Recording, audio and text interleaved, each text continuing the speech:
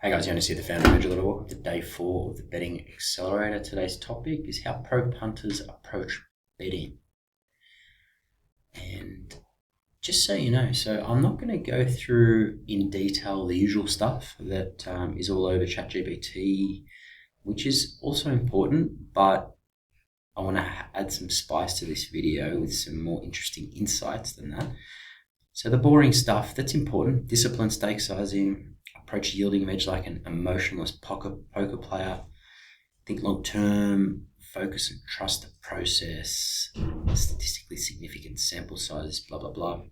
All important, by the way, and it's all part of our system. But in this video, I'm going to go through more spicy stuff like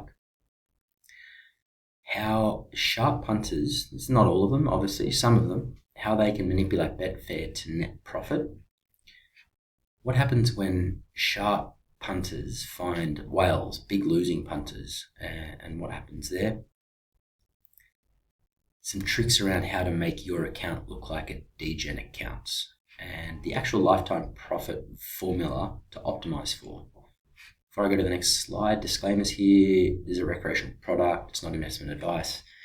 Profit's not guaranteed. Go to Gamble Aware if you've got any questions or concerns about your gambling. And additionally, what I discuss is based on my recounts, having spoken with various people in the industry. It's not from any specific place.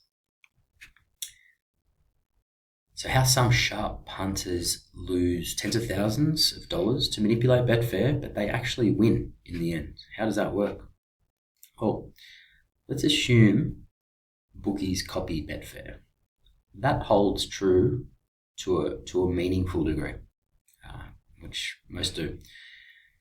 Obviously, there are liquidity constraints there. If there's 2 cents in Betfair, or 2 cents doesn't show up, but if there's a very small amount of liquidity in Betfair, then it's less respected.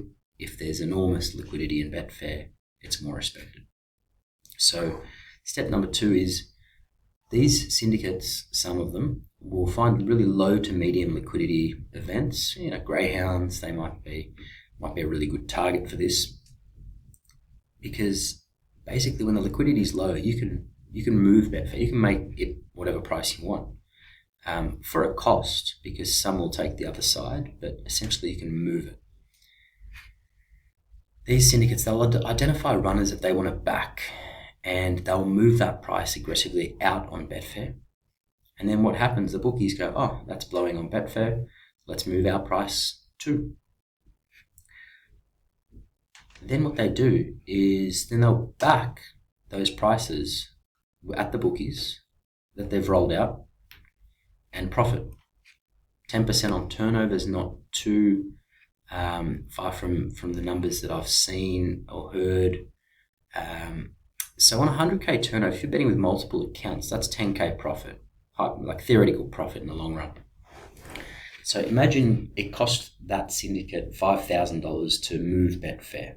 So because there were punters taking the other side, they've lost 5K in that movement. Well, that's a net profit of 5K as well. Next example, I'll go through how sharp punters finding whales. So just quickly, sharps are those who have an edge over the bookies. Whales are these big losing punters. They've lost potentially millions of dollars. The reason sharps are interested in whales is because the whales have really big betting limits. Sharps themselves might oftentimes have very low betting limits. So you can kind of see why there's a natural link there. So they'll find these VIP punters, they're found in betting communities. They might be around in all sorts of places. The sharp will then do a deal with that whale and say, hey, listen, I sympathize with your losses. However, let's turn the ship around and go do a deal. Let's go halves in profit, for example, from here on in. Hence the term upturned whale. And then because that whale has huge betting limits, sharp's able to get on far more than they would otherwise by themselves. As I said, they've got this rev share deal, and happy days, they'll claw back a lot of the losses of that punter.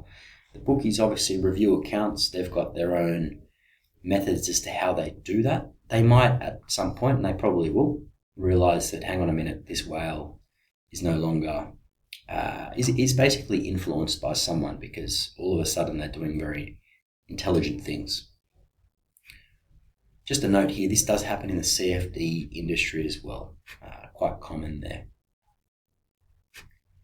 A couple of tricks that many here might not be familiar with respect to how to make your account look like a degen account, because at the end of the day, why is this important? Well, if you're a sharp punter, it's not enough to have an edge. You need to be able to get money down with bookies. And degen accounts, or if the bookies think you are a degenerate punter as opposed to a sharp punter, your limits are higher.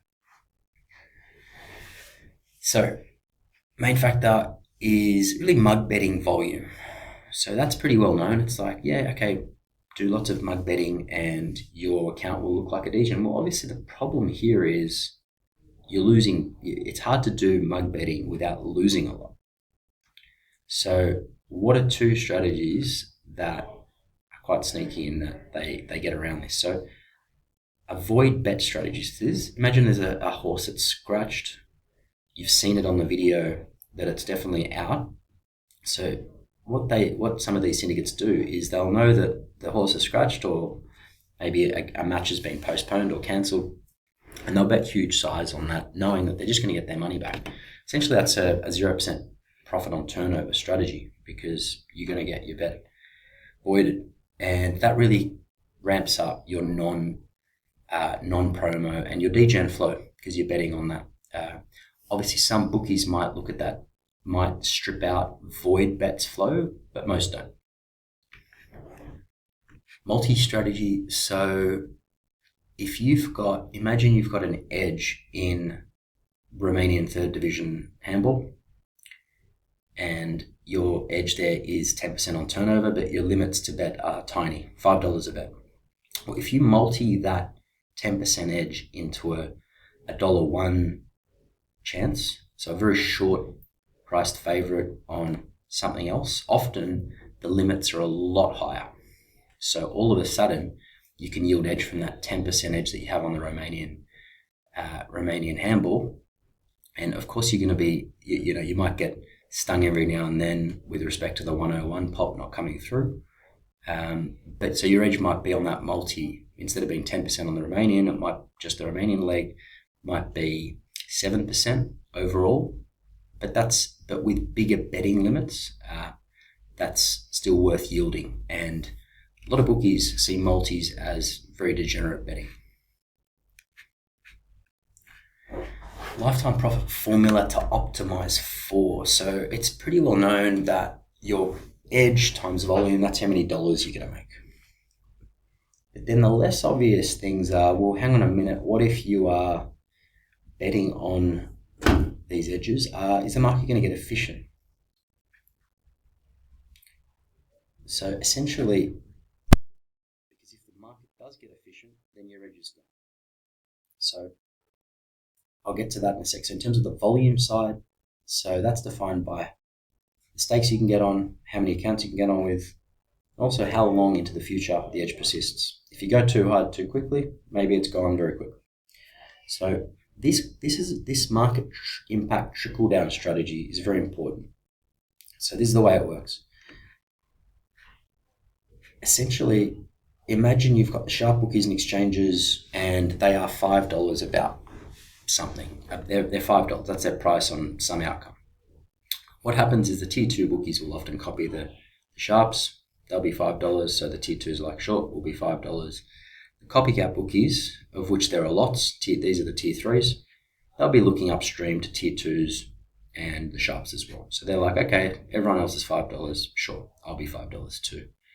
So the way the trickle down strategy works is you hit the smaller ones first, because if you hit these guys into $4.50, $4, the tier 2s don't really care. They don't look downstream, they only look upstream.